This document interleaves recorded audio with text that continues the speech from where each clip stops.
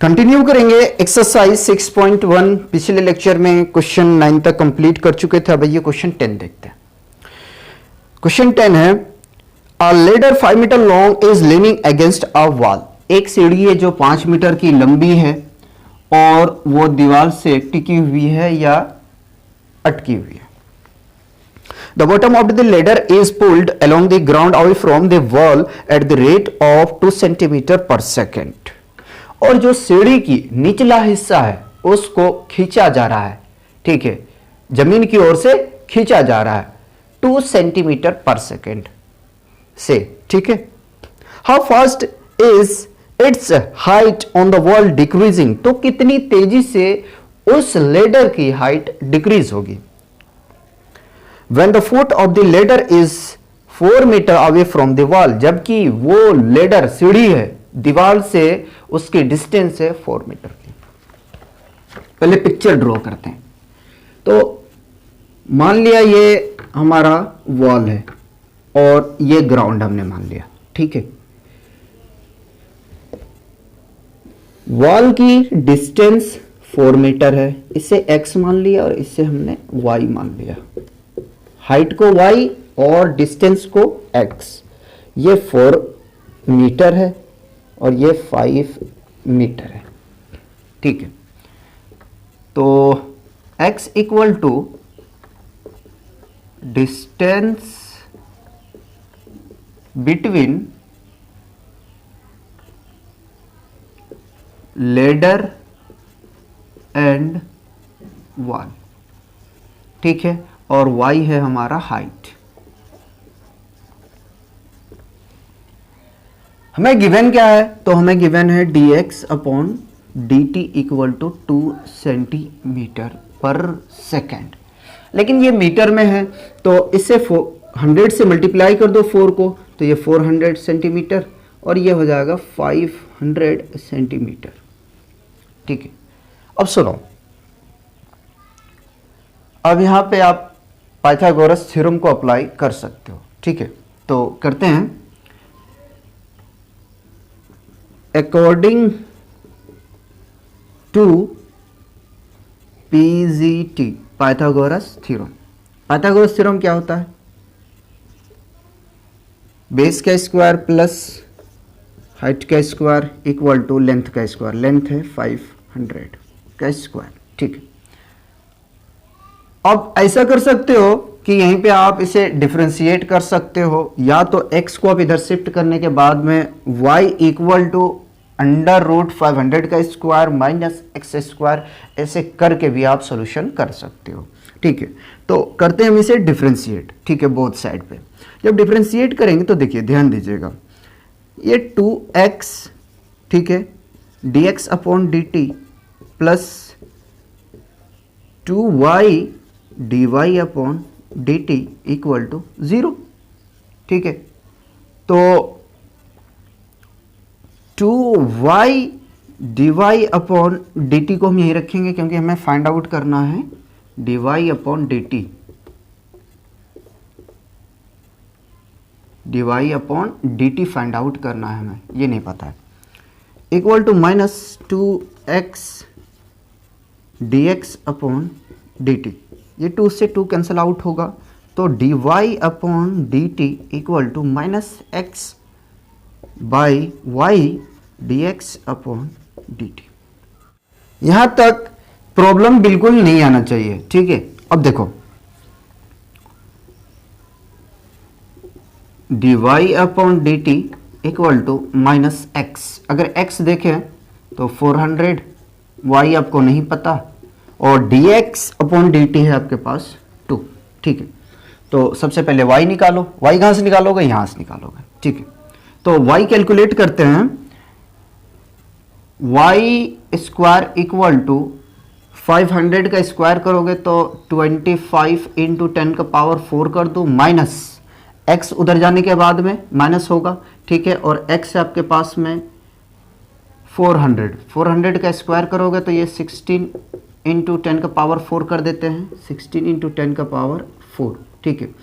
तो सब्ट्रैक्ट करोगे तो 9 इंटू 10 का पावर 4 होगा, ठीक है। वाई स्क्वायर इक्वल टू, अब इसकी जब स्क्वायरिंग हटाओगे ना तो रूट इधर बैठेगा, तो 9 इंटू 10⁴, 9 का रूट अब आपको पता है 3, ठीक है, और 10 का पावर 4 है तो इसका रूट होगा 10⁻², ठीक है। 10,000 का अगर आप रूट निकालोगे तो 100 मिलेंगे आपको, तो हमें मिला यहाँ से -400 इंटू 2 अपॉन 3 इंटू 10⁻², ये कैंसल आउट होगा, मल्टीप्लाई करेंगे -8/3 dy अपॉन dt, ठीक है, सेंटीमीटर पर सेकेंड। हो सकता है आंसर मेरे साथ गिवन हो dy upon dt equal to 8/3 centimetre पर सेकेंड, क्योंकि हमें डिक्रीजिंग निकालने के लिए बोला गया। अब माइनस साइन से हमें यही पता चल रहा है कि ये डिक्रीज कर रहा है, ठीक है, कॉपी कीजिए। तो क्वेश्चन 11 देखते हैं। देखिए क्वेश्चन 11 है, a particle move along the curve 6y equal to x³ + 2। एक पार्टिकल से जो कर्व के अलोंग मूव कर रहा है, find the point on the curve at which the coordinate y changing 8 times as fast as the x coordinate। तो उस curve की हमें पॉइंट फाइंड आउट करना है जबकि y कोऑर्डिनेट जो है वो 8 टाइम्स है x कोऑर्डिनेट से। तो गिवन क्या क्या है आपके पास में, कर्व आपके पास में गिवन है 6y इक्वल टू x³ + 2 और dy upon dt equal to आपके पास में गिवन है 8 times of dx upon dt, ये है आपके गिवन। अब सुनो, करोगे क्या, ठीक है, करोगे क्या, तो इसे डिफरेंशिएट करो, बोथ साइड पे डिफरेंशिएट करोगे तो कितना मिलेगा 6, y को डिफरेंशिएट करोगे तो आपको क्या मिलेगा dy अपॉन dt 3x², ठीक है, dx अपॉन dt। अब dy अपॉन dt के प्लेस पे ये वैल्यू को रखो तो 6 into 8 dx upon dt equal to, अच्छा सुनो, 3x² dx अपॉन dt, ये कैंसल आउट होगा, ठीक है, तो 48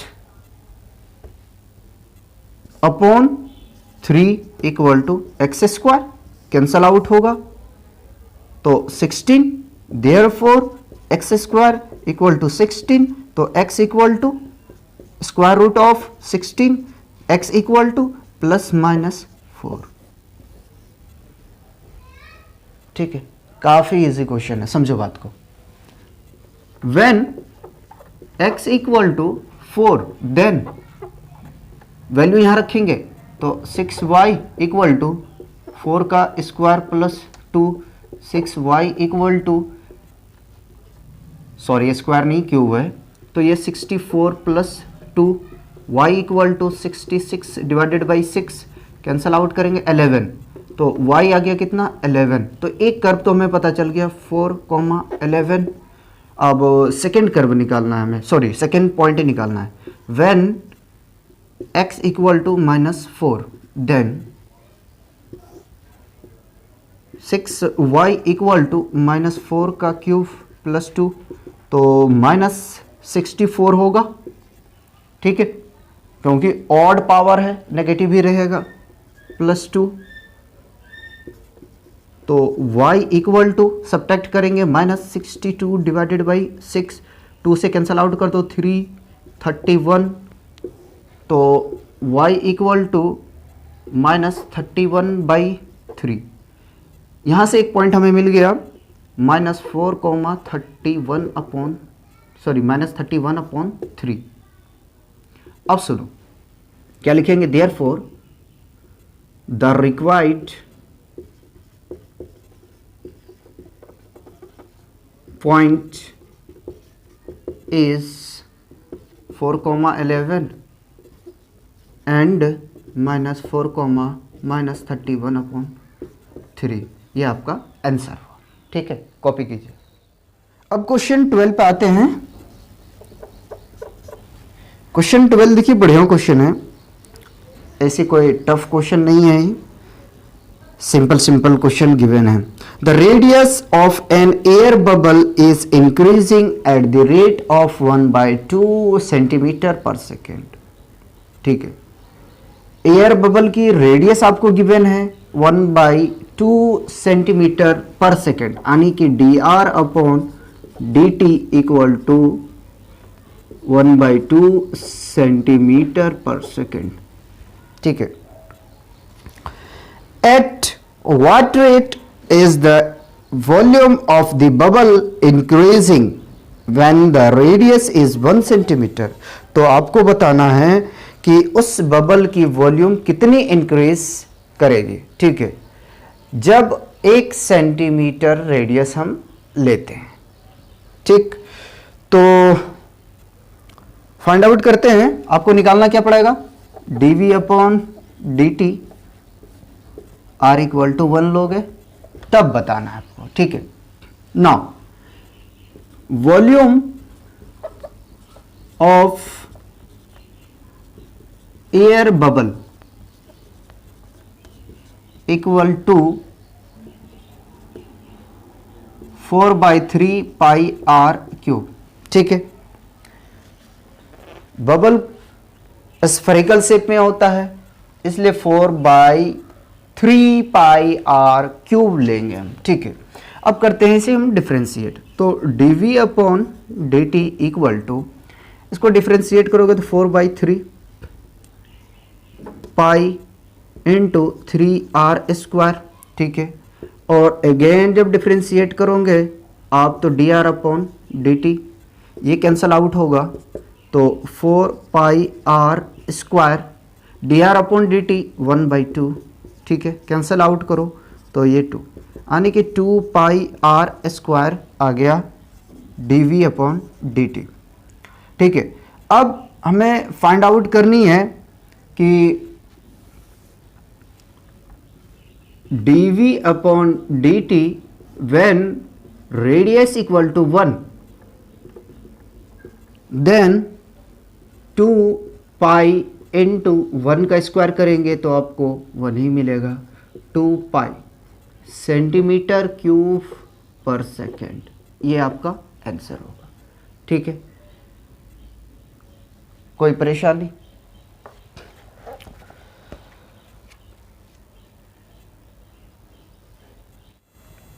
क्वेश्चन 13 पे आते हैं।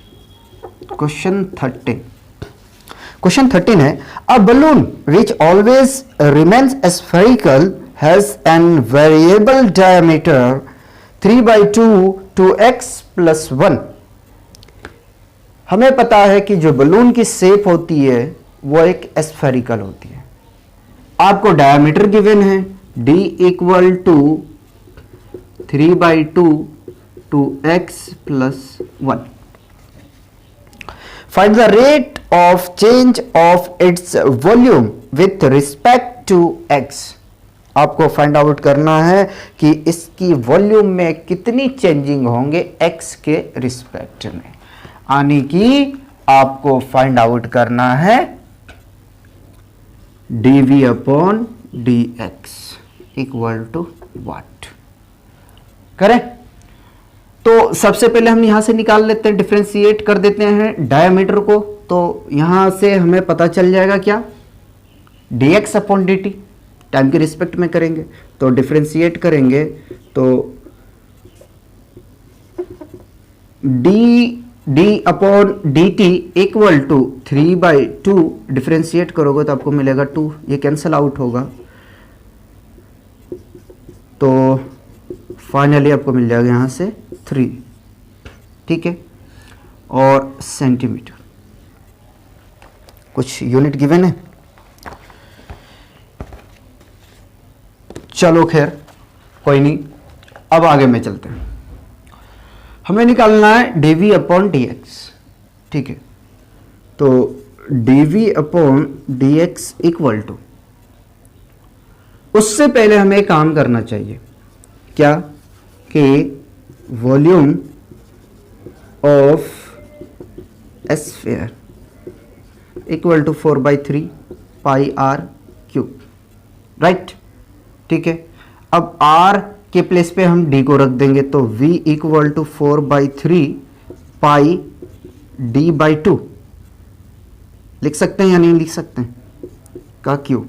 ठीक है, जब इसे ओपन करेंगे तो आपको मिलेगा 4/3 पाई d³/8, कैंसल आउट कर दोगे,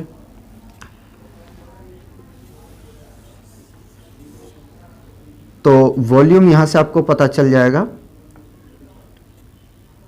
पाई d³/6। नाउ हमें डिफरेंशिएट करना है, वॉल्यूम को करना है वो भी हमें डायमीटर के रिस्पेक्ट में। ठीक है, चलो तो dv/dx इक्वल टू dv/dd, तो dv को हटा के इसको डायरेक्ट वैल्यू रख दूं, पाई d³/6। ठीक है, अगेन करेंगे तो dd/dt। अच्छा सुनो, dt क्यों होगा, जब हमने x के रिस्पेक्ट में यहां किया है तो। ठीक है, dv/dx इक्वल टू x के रिस्पेक्ट में हमें करने के लिए बोला गया था, इसे जब डिफरेंशिएट करोगे तो 3 पाई d²/6 और ये वैल्यू है हमें 3, राइट। तो इसे कैंसल आउट कर दो, तो 3 पाई d²/2। ठीक, अब d की वैल्यू रखो तो 3/2, राइट।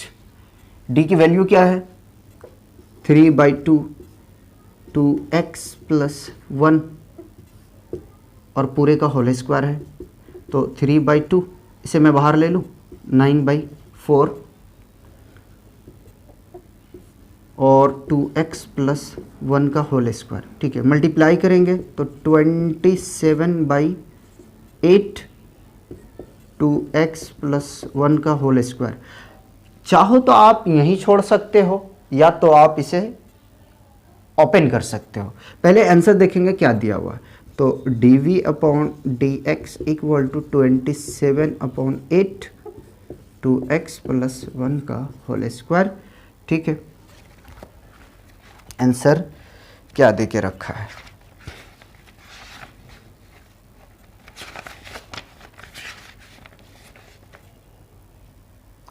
क्वेश्चन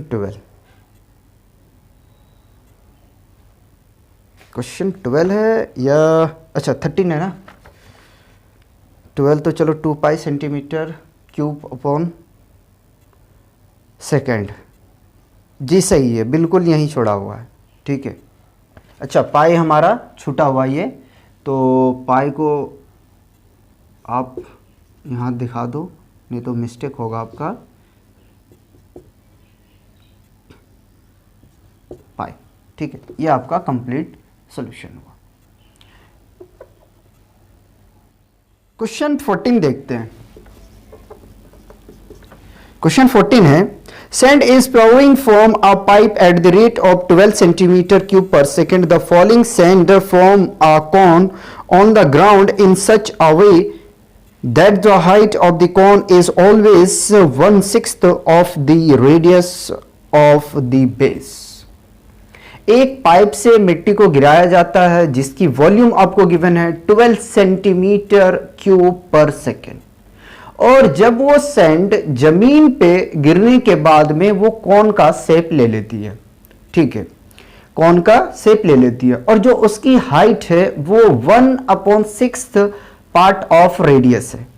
ठीक, how fast is the height of the sand cone increasing when the height is 4 centimetre. तो आपको ये बताना है कि उस सैंड, उस मिट्टी की हाइट कितनी तेजी से इंक्रीज करेगा जबकि हाइट जो है 4 सेंटीमीटर अगर हम ले तो क्या गिवन हमें, dv/dt d t equal to 12 centimetre cube पर सेकेंड, और हाइट है 1/6 पार्ट इंटू रेडियस। ठीक है, तो यहाँ से हम रेडियस पता कर लेते हैं। आर इक्वल टू क्या हो जाएगा, चलो ऐसे करके पूरी शो कर देता हूँ आपको। एक दूसरे प्लेस को मैंने चेंज कर दिया, तो R इक्वल टू 6H हो जाएगा। हमें फाइंड आउट करना है DH upon DT, right, when H equal to 4 equal to 1। ये हमें फाइंड आउट करनी है। करें शुरू, चलो। तो we know volume of cone equal to 1/3 pi RA square H होता है ये। चलो, तो V इक्वल टू, पहले ऐसा करें कि रेडियस को हम H में बदल दें, तो 1/3 पाई 6H का स्क्वायर इंटू H, तो V equal to 1/3 pi multiply करेंगे तो 36H स्क्वायर इंटू H, ये कैंसिल करेंगे तो 12, तो volume equal to 12 pi H cube. ठीक है, यहां तक कोई प्रॉब्लम नहीं आना चाहिए। Now dV upon dt equal to d upon dH 12 pi H cube. Again जब इसे करेंगे तो dH अपॉन dt। ठीक है, 12 डायरेक्ट कर दूं, 36 पाई H square DH upon dt। सुनो, DH अपॉन dt को देख के आपको बिल्कुल नहीं घबराना है, कंसेप्ट को बिल्कुल खोना नहीं है। एक बार डिफ्रेंशिएट करोगे पावर आगे आएगा, फिर डिफ्रेंशिएट करोगे टाइम के रिस्पेक्ट में तो आपको यही टर्म मिलेंगे। ठीक है, उसके बाद में dV अपॉन dt हमें गिवन है 12।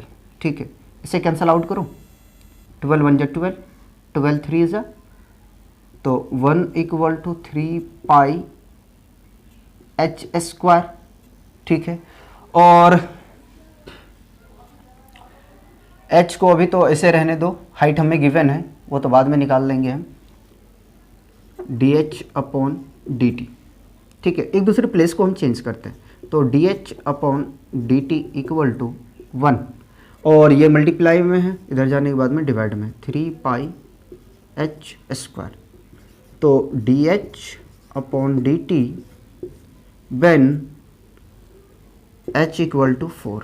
ठीक है, तो 1/3 पाई 4 का स्क्वायर, 1/3 पाई 4 का स्क्वायर 16, तो 1 मल्टीप्लाई करेंगे 48 पाई सेंटीमीटर पर सेकेंड। देखते हैं क्या आंसर दिया। जी बिल्कुल सही है, कॉपी कीजिए। क्वेश्चन 15 देखते हैं। देखिए क्वेश्चन 15 है, सिंपल साधारण क्वेश्चन है। The total cost in rupees associated with the production of x unit of n atom is given. C function of x equal to 0.007 x cube minus 0.003 x square plus 15x plus 4000। Find the marginal cost when 17 unit are produce. आपको marginal cost find out करनी है।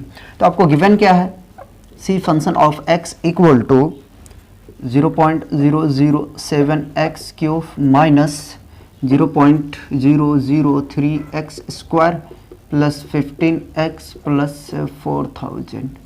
यही है जी, यही है। आपको find करना है dc upon dx of x equal to 17 unit. तो करते हैं differentiate, d c upon d x equal to, इसे डिफ्रेंशिएट करोगे तो 0.007 into 3x² minus 0.003 into 2x plus 15, right. 0.07 अच्छा 07 इंटू 3 इंटू, या तो ऐसे करो 17 का स्क्वायर करो direct, minus 0.003 into 2 into 17 plus 15, 0.0007 into, देखो इसे मल्टीप्लाई करोगे ना तो आपको मिलेगा 867 माइनस 0.003 इंटू 72 34 प्लस 15, ठीक है।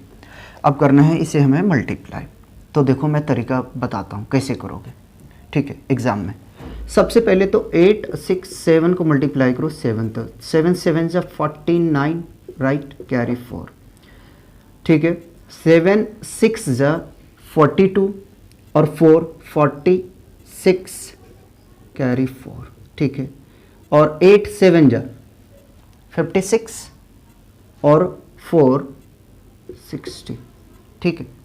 अब सुनो 1 2 3 कितने हैं, 1000 हमें मिल रहा है, 1000 से इसे कर दो डिवाइड, तो आपको मिलेगा 6.069, या तो अब इसका पॉइंट हटा के कर लो, अगर ज़्यादा प्रॉब्लम आ रहा है तो पॉइंट हटा के कर लो, और उसी तरीके से इसको जब मल्टीप्लाई करोगे तो मिलेगा 0.153 प्लस 15, ऐड कर दो इसे तो 21.069 माइनस 0.153, तो लगभग जो है हमारा आंसर आ जाएगा, चलो घटा के दिखा देता हूँ, 21.069 351.0, ठीक है। 6 1 कैरी दे दो तो 10 में 9 और ये 20, ठीक है। तो 20.916, ठीक है।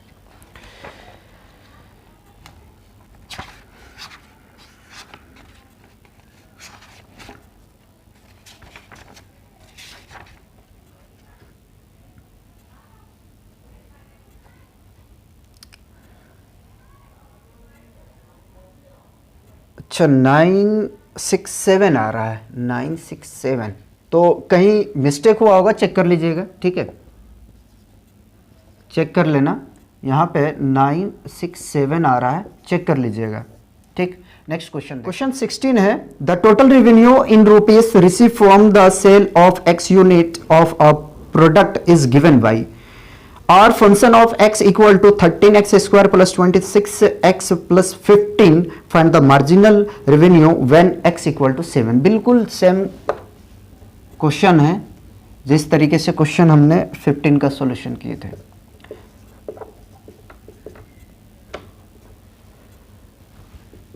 $13x² plus 26x plus 15 find out करना है आपको, dr upon dx of x equal to 7, ठीक है। तो निकालते हैं dr upon dx equal to, तो 26x plus 26 dr upon dx when x equal to 7, ठीक है। 26 इंटू 7 प्लस 26 मल्टीप्लाई कर दीजिए, तो 7 6 ज़ा 42, कैरी 4, 7 2 ज़ा 14, 4 18 प्लस 26 ऐड करेंगे तो 8, 10 का 0, कैरी 1 2, 208 रुपीज़ आ रहा है, ठीक है। ये आपका आंसर होगा। क्वेश्चन 17 देखते हैं। तो ये क्वेश्चन 17 और 18 जो है ये मल्टीपल चॉइस क्वेश्चन है। तो 17 है the rate of change of area of circle with respect to its radius at r equal to 6 centimetre is. अच्छा, तो रेडियस आपको गिवन है 6 सेंटीमीटर, आपको बताना है कि सर्कल में कितनी चेंजिंग आएंगे रेडियस के रिस्पेक्ट में। तो हम जानते हैं कि एरिया ऑफ सर्कल क्या होता है, पाई आर स्क्वायर, हमें फाइंड आउट करना है dA upon dr when r equal to 6, ये निकालना है हमें, ठीक है। तो डायरेक्ट निकाल लूँ, dA upon dr equal to 2 pi, ठीक है, r। तो dA upon dr when r equal to 6 then 2 pi into 6, तो 12 पाई, ठीक है। अब सर्कल है तो सेंटीमीटर स्क्वायर पर सेंटीमीटर, बट सिर्फ 12 पाई दिया हुआ है, ठीक है, तो आप यहीं तक रखेंगे। अब ऑप्शन कौन सा है इसमें, तो ऑप्शन बी है आपका करेक्ट। एक क्वेश्चन और बचा हुआ है 18, उसको भी देख लेते हैं। क्वेश्चन 18 में the total revenue in rupees receive from the sale of x unit of a product is given by R function of x equal to 3x square plus 36 plus 5, the marginal revenue when x equal to 15। तो x equal to 15 given है और dr upon dx of x equal to 15 equal to what, ये हमें निकालना है, ठीक है। तो R function of x equal to 3x square plus 36x plus 5, ये है, ठीक है। तो करते हैं इसे differentiate, dr upon dx equal to, इसे डिफरेंशिएट करोगे तो 6x right plus 36 dr upon dx x equal to 15, तो 6 इंटू 15 प्लस 36, तो 90 प्लस 36 ऐड करेंगे तो 126, ठीक है। तो dr upon dx of x equal to 15 equal to कितना आ गया 126। ऑप्शन कौन सा है, तो ऑप्शन डी आपका करेक्ट है, ठीक है। तो इस तरीके से हमारा ये एक्सरसाइज 6.1 कंप्लीट हो गया, ठीक है। कॉपी कीजिए, नेक्स्ट एक्सरसाइज देखेंगे।